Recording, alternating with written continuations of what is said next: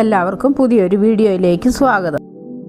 ഇന്ന് നമുക്ക് ചോറിനൊരു തോരനുണ്ടാക്കാമേ.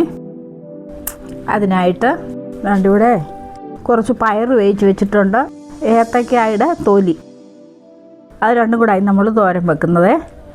പിന്നെ ആദ്യമായിട്ട് ഏത്തക്കായുടെ പുറത്തുള്ള ആ പച്ച തൊലിയെല്ലാം കൂടെ അങ്ങോട്ട് ചീകി കളഞ്ഞ് വെച്ച് അരിഞ്ഞെടുക്കാം.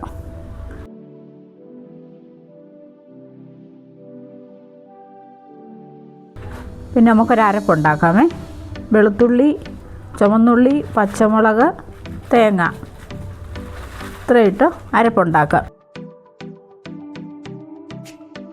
ചട്ടി ചൂടായി, എണ്ണയൊഴിച്ച് ചൂടാക്കി കടുക് ഇട്ട് കൊടുക്കാം.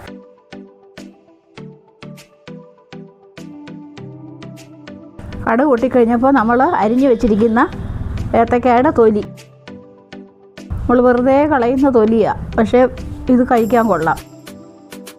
അതിൻ്റെ പുറത്തെ ആ പച്ചത്തൊലി ഒന്ന് ചീകി കളഞ്ഞേച്ചാൽ മതി. അതൊന്ന് വാടി വരട്ടെ, നമുക്ക് ഇച്ചിരി ഉപ്പൂടി ഇട്ട് കൊടുക്കാം.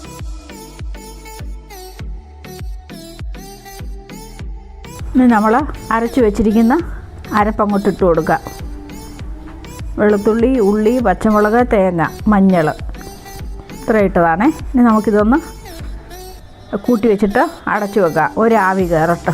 വാഴക്കായുടെ തൊലി ഒന്ന് വേകണമല്ലോ. നമുക്കൊന്ന് ഇളക്കിയിട്ട്, ഒട്ടും വെള്ളം ഒഴിക്കണ്ടായേ.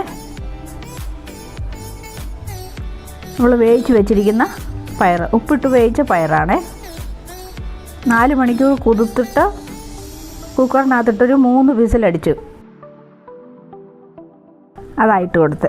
പിന്നെ കരിയാപ്പിലയും കൂടി ഇട്ട് കൊടുക്കാം. എല്ലാം കൂടെ ഇളക്കി അടച്ചു വെച്ച്, എല്ലാം വെന്ത സാധനമാണ്, പയറൊക്കെ വെന്തതാണ്, ഒന്ന് ആവി കയറിയാൽ മതി.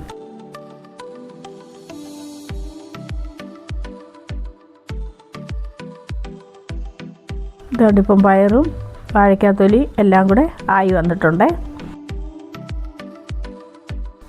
1/2 ടീസ്പൂൺ വെളിച്ചെണ്ണ ഒഴിച്ചു കൊടുക്കുക, അപ്പോൾ ഒരു രുചി കിട്ടും.